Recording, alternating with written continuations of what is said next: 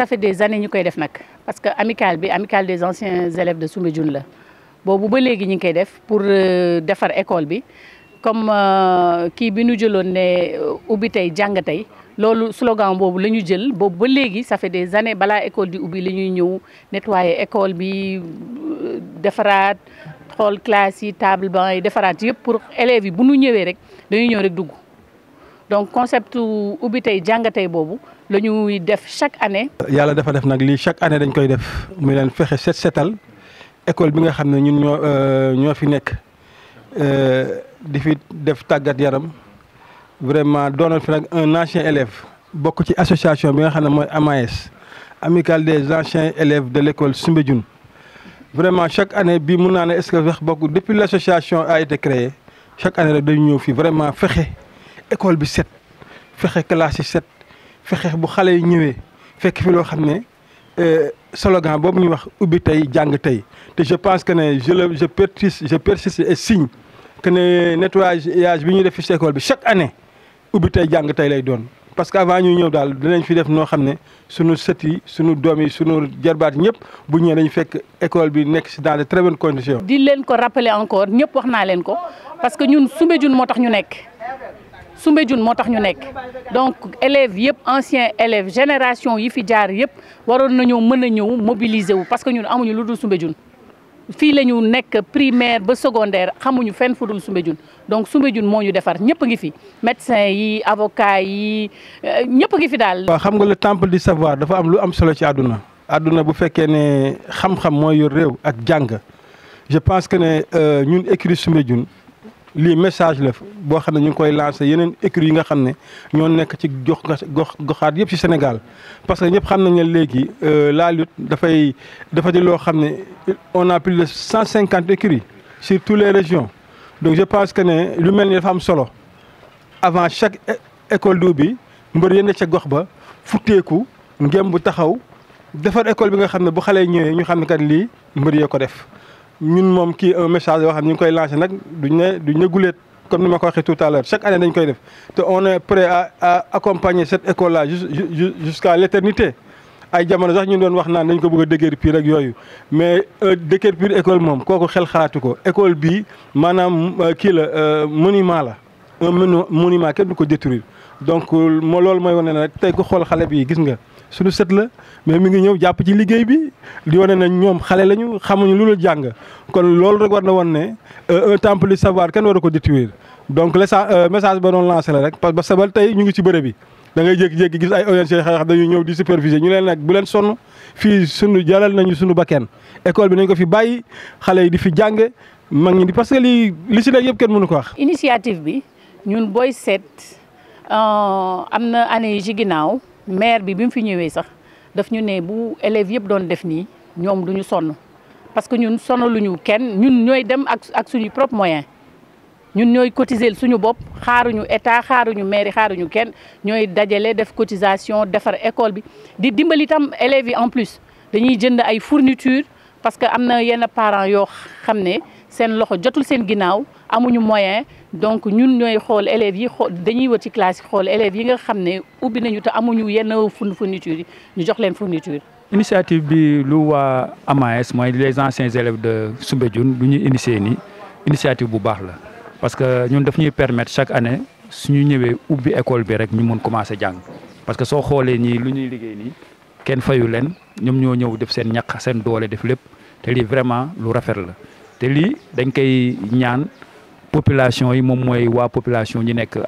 parents d'élèves yu nekk ci école bi yëpp ñi dëkk Médina Gueule Tapée Fass ñeneen ñi ñëpp ñu xool ci lii war a mun xam ne école bi pour yéen la mais état moo ko fi teg mais waa pour population bi la suñu ñëpp jàppoon ci lii kon liggéey bi day gën a gaaw léegi lii soo xoolee ñu dañuy ñëw dañuy raxasal classe yi dañuy bale fii yëpp dindi ñax yi raxasal ñu classe yi ba sotti ko suñuy ñëwee jeudi école élèves yi suñuy ñëwee rek dañuy ñëw dugg ci classe yi du ñu am dara lu leen di kii dañuy ñëw rek jàng dinañ pomper nettoyer def yëpp ba mu set lii vraiment initiative bu rafet la. mais on lance un appel rek xam nga lépp rek àdduna lépp loo gis c'est une très bonne question aussi parce que xëy na def di wax sax waaw def di wax sax def naa li sax mais école bi ñoom xam nañu ñun xam nañu donc social moom c'est quelque chose boo xam ne nit ku nekk rek war nga koy def mais am na benn année mos naa ko fi lancer un appel que ne année boobu mbër mu ci bëreeti dinañ jël sa lu mu néew dinañ coppati ci cachet bi dugal ko ci école bi donc yooyu ay initiative la te mu ngi suñu xel ñun ay mag lañu xam nañu li ñu war a xam nañ ko te lépp dinañ ko def ci kàttanul yàlla. Donc suñu présence fii ça date de 5 ans aujourd'hui, date pour date c'est 5 ans. Donc la première année c'était avec le slogan Ubbi Tey Jàng Tey. Comme nous sommes une association d'anciens militaires, nous avons servi notre pays. D'autres sont toujours sous les couleurs, d'autres ont arrêté, ils sont dans diverses horizons. Il y avait un directeur qui était là, monsieur,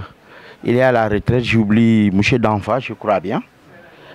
qui était là. Donc on s'est approché de lui pour lui dire nous sommes une association. Nous travaillons dans le volet social citoyen. Donc c'est là où nous avons approché, nous avons trouvé l'amicale des anciens, nous avons trouvé l'école de lutte Soumbédioune. Donc depuis ces années, chaque année, ils nous envoient une lettre pour nous demander vraiment que demain nous allons reprendre les activités et on n'hésite pas. yàgg naa ci teew nag yàgg naa ci teew gars yi di ko doxal bu am solo waaw Maître Diagne di si doxal bu am solo macha allah ñëpp di si jàpp waaw maintenant sax dinaa ñëw di si jàpp waaw mu nekk affaire bu am solo macha allah waaw comme waa ji lu mu wax léegi rek boo gisee loo xam ne yow war nga ci mën a dugal sa loxo surtout mu nekk Médina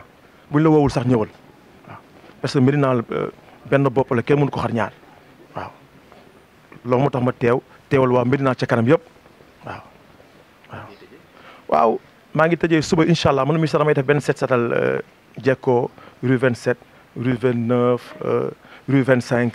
xam nga waa Médina ca kanam ak sa benn waay bu tudd Issa Camara Médina 7 waaw ñoo ko bokk di ko liggéey ci Médina pour ñëpp jàpp ci nag. waaw en tant que président activité bi moom dafa nekk activité yoo xamante ni moom laay apprécier engagement nit ñëpp parce que je peux comprendre ku nekk am empêchement diriment ku nekk am obstacle la mën a empêcher nga mën a ñëw fii mais pour man xaalis bi c'est ok mais dévouement bi moo war a nekk ciment association même Sénégal sax bu amul dévouement amul engagement du dem fenn donc pour man quel que soit empêchement bi ñu am war nañu mën a benn effort de participer ne serait-ce que en amenant un balai wala nga ñëw présence physique moom c'est extraordinaire bu ñu ko mënoon am ça serait extraordinaire donc activité bi man si yi ñuy def yëpp même si fekkee ni c'est pas bi nga xamante ni moo gën a visible mais moo ëpp importance parce que ça nous permet tout simplement de lutter premièrement contre le premier mal c'est l'insalubrité je pense bien que une éducation pour nga am ko day fekk nga nekk fa pour nga nekk fa day fekk nga nekk dans les conditions yi mooy le minimum c'est la salubrité. On a vu que le premier mal actuellement du Sénégal, c'est l'insalubrité. En commençant par notre Médina, vous êtes au cœur de la Médina, vous constatez que les rues de la Médina sont insalubres, sont sales. Donc je pense bien que c'était l'occasion pour que Nini, au moins ils sont avec nous pour lutter contre la saleté, contre les microbes, contre vraiment l'impropriété entre guillemets. Les anciens élèves se réunissent comme le font ces derniers, je pense qu'il n'y aura pas de problème dans l'éducation. Et je pense qu'un pays se construit par l'éducation. Et c'est nos enfants qui sont là. Donc je remercie et je félicite l'association des anciens élèves de Soumbédioune. C'est une très belle initiative. C'est à partir de cette initiative que moi j'ai initié à Ziguinchor. J'ai initié dans l'école où je suis sorti, Arfan Bessir Sonko. On le fait chaque année maintenant. C'est grâce à eux que j'ai eu cette idée de réunir tous les anciens élèves du collège Arfan Bessir Sonko et on le fait. Donc je réitère mes propos, je félicite vraiment le président qui est là, maître, donc leur secrétaire général Silla. Donc bravo à tout le monde. Au Japon, il y avait un combat qui avait été gagné. Les gars avaient genre marche en arrière, mais on avait dit que la guerre était loin d'être gagnée. Nous tamit japon nañ fi ñu japp ñun ñoo ngi japp fu ñu japp waaw mais y a un combat qui était là, un combat qui visait tout simplement à gagner l'opinion waaw parce que benn moment demoon na yaa cela 2 ans 3 ans les gens disaient que ren kenn du inscrire nañ ba yenn parents yi jël seen yenn doom na leen yóbbu après nous on a tenu un point de presse on a fait une marche pour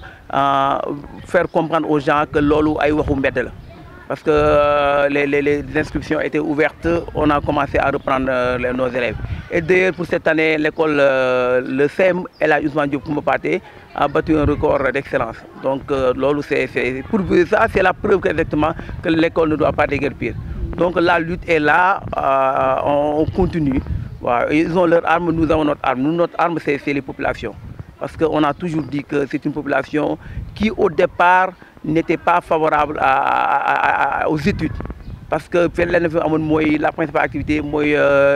c'est maintenant, je suis ici du côté de ma mère, de cette famille, pêcheur en quelque sorte, quoi. Donc, si nous donc, maintenant qu'il y a des gens qui deviennent des avocats, des médecins, des conseillers, des gens qui sont dans les mairies, qui travaillent de façon visible pour le Sénégal, réussissent. Je pense bien que les enfants ont pris conscience que exactement il y a une voie qui est ouverte. Donc pendant que ces enfants prennent conscience de l'utilité des études, ils veulent écarter ces enfants même du combat vers l'excellence, je veux dire. Donc je pense bien que nous, fu ñu jàppoon ba léegi ñoo ngi fi nekk jaral nañu lu nekk na waaw ñun Soumbédioune c'est vrai que ñenn ñu bëri newatuñu fi seen doom jànguñu fi mais Soumbédioune c'est une sorte de sacerdoce pour nous. Affaire Soumbédioune daal ñun on considère que administration c'est l'écrit tant qu'on n'a pas reçu un écrit officiel disant que l'école est délocalisée, donc je pense bien que on considère que Soumbédioune va toujours exister. Et d'ailleurs, à la dernière réunion qui a eu lieu il y a cela 2 ans, je me souviens, le gouverneur avait demandé aux gens là que ces gens ne doivent pas quitter tant qu'on n'a pas procédé à la construction de la nouvelle école Soumbédioune dans les locaux de la Médina. Ils avaient donné une date, mois de février, il y a cela 2 ans. 2 ans après, ils avaient donné une date. Donc moi je me dis qu'il y a un tâtonnement, donc c'est en notre faveur. Hein. De toutes les façons, moi je ne peux qu'interpréter une faveur. Moi que Soumbédioune est là, donc c'est un souvenir que de croire qu'on va délocaliser. Donc je ne peux même pas me souvenir de ce souvenir parce qu'on dit que le souvenir du malheur restera toujours du malheur. Moi je considère que Soumbédioune est en train de battre son plein, d'apporter des résultats. Et quoi de plus normal pour un local qui draine en réalité la paix d'être une école. li ma ci doon bëgg a yokk tuuti rek la parce que Maître Diagne wax na lépp bàyyiwul dara def na le tour de la question. li ma ci bëgg a yokk lu ndaw mooy dañoo amee benn jurisprudence bu ñuy wax Isaac Foster ba ñu ko yàqeeg léegi ëpp na 30 ans te ba léegi terrain bu vide la dara neew fa. Cela veut dire que ni gars yi li mu waxoon sànq tâtonnement ci la ñuy nekk xamuñ sax fuñ jëm. moo tax ñun lépp la ñuy jaral pour suñu école bi mu continuer gis nga seen tractation yi ñuy def fexe nañu ba suñu primaire bi am na ci élèves yu bëri yoo xam ne daf leen perturber tellement que ça s'est fait ressentir sur les résultats de l'école primaire mais ñun nag taxaw nañu pour delloo si waat suñu élèves yi ci fa ñu nekkoon incha allahu rabbi danañ ko xeex danañ delloo si waat niveau bi te école Soumbédioune dina continuer di doon école la ma daan wax te dama koy continuer wax les vrais hommes de progrès sont ceux qui ont pour point de départ le respect du passé. Les références sont là. Et je pense bien que le fait de tout laisser et de venir aujourd'hui parler à la presse, répondre à l'appel de la maïs est une preuve à suffisance que Soumbédioune a encore beaucoup d'années pour vivre devant elle. Donc nous profitons de l'occasion pour vous remercier. On ne devait pas vous remercier parce qu'on constate que vous êtes parmi nous. Donc à chaque occasion, je pense bien qu'il m'appartenait de vous inviter, je pense que je l'ai oublié. Mais heureusement, vous êtes toujours au chevet des Médinois.